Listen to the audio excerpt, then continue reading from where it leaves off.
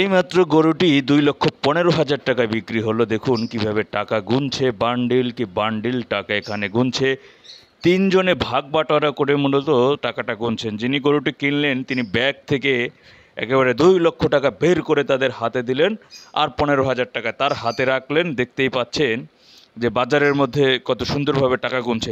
একটা জিনিস সবসময় খেয়াল রাখবেন যে কারো টাকার প্রতি লোভ থাকুক আর না থাকুক, সবারই টাকার প্রতি লোভ আছে কম আর বেশি, কিন্তু কারো লোভ যদি একেবারে নাও থাকে, তারপরে যদি অন্য কেউ টাকা গুনে কখনো দেখবেন সেই টাকা গোনার দিকে তাকিয়ে বা সেই টাকা গোনা একটি দেখা, এটা জন্য কেমন একটা চোখের একটা নেশার মতো, আর কিছুই না। যে অন্যজনের টাকা স্যানসে বা গুনতেছে বা হাতাইতেছে, এটা একটু দেখবে, এটা স্বাভাবিক।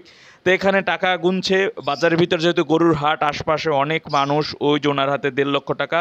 এই ভদ্রলোক আরেকটি 50,000 টাকার একটি বান্ডেল তিনি গুনছেন। তিনি প্রথমে বলতেছিলেন যে 90টা আছে, অর্থাৎ 500 টাকার নোট যেহেতু, সেখানে 50,000 থাকতে হলে অবশ্যই 100 পিস নোট থাকতে হবে 500 টাকার। তিনি বললেন যে 90টা আছে। পরবর্তীতে যিনি গরুটি কিনছেন তিনি আবার সেই টাকার বান্ডিলটি নিয়ে নিলেন তার হাতে।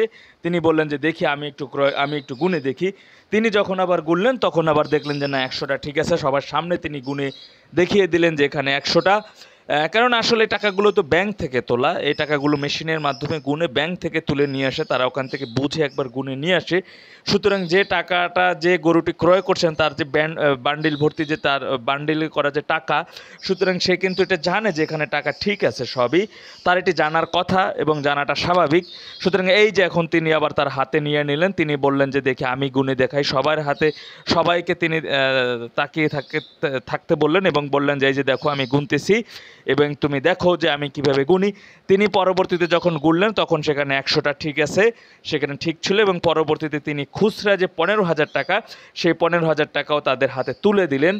আমি দেখাবো যে গরুটি এখানে ক্রয় করলেন 2,15,000 টাকার গরুটা, সেই গরুটি আমি দেখাবো। আসলে এবছর গরুর বাজার এবং গরুর দাম অন্যান্য বছরের তুলনায় বেশ ঊর্ধ্বমুখী দেখা যাচ্ছে। সেটি আমরা লক্ষ্য করছি যে গরুর দামটা এবছর একটু বেশি রকমের। যে আসলে আপনার যদি 1 লাখ টাকার কমে গরু কিনতে যান তাহলে সেটা গরুর মতো মনে হয় না, সেটা মনে হয় গরুর বাচ্চা বা গরুর বাছুরের মতো মনে হয় সেটি। আর 1 লাখ টাকার উপরে যেটি কিনতে যাবেন তাহলে সেটি গরুই মনে হয়। আর একটু নাদুস নুদুস গরু কিনতে গেলে বা সেটা আপনার অবশ্যই 2 লক্ষ টাকা বা 2 লক্ষ টাকার কাছাকাছি গুনতে হবে, অবশ্যই 1.5 লাখ টাকার উপরে যেতে হবে সেটি। এই গরুটা কিন্তু দেখে মনে হয় না যে গরুটার দাম কখনো 2,15,000 টাকা হতে পারে, কিন্তু সেটি 2,15,000 টাকায় কিন্তু বিক্রি হয়েছে। এই যে গরুটি দেখতে পাচ্ছেন যেটি 2,15,000 টাকার দাম। আমরা যদি আমি আমার বয়সের যদি 14-15 বছরের দিকে আমি ঘুরে যাই, অর্থাৎ আমি 1 বছর পিছনে চলে যাই, 10 বছর পিছনে যাই, তাহলে এমন গরুর দাম ছিল তখন সর্বোচ্চ হলে 90,000 টাকা বা 1 লক্ষ টাকা ছিল, সর্বোচ্চ হলে 1 লক্ষ টাকা ছিল। আমার এলাকায় যে কসাই ছিলেন, বাবুল কসাই, তিনি এই ধরনের গরু তিনি ক্রয় করে নিয়ে আসতেন বাজারে, তিনি টানাতেন এবং তিনি মাইকিং করতেন যে আগামী দিন রাধাগঞ্জ বাজারে বিরাট একটি গরু জবাই করা হবে। তিনি ভাবে মাইকিং করে বিক্রি করতেন। এই গরুটির দাম 2,15,000 টাকা। মনে হচ্ছে যে টাকা দিয়ে গরুটিকে ঢেকে ফেলা যাবে, এমনটি মনে হচ্ছে। যে দেখুন যে এই গরুটার দাম হচ্ছে 2,15,000 টাকা। যে বছর গরুর দাম যে কতটা ঊর্ধ্বমুখী এটি বলার অপেক্ষা রাখে না। আসলে সব জিনিসের দাম যেখানে বাড়তে সেখানে গরুর দাম কেন পিছিয়ে যাবে? সুতরাং আর এটা হচ্ছে কমলাপুর গরুর হাট।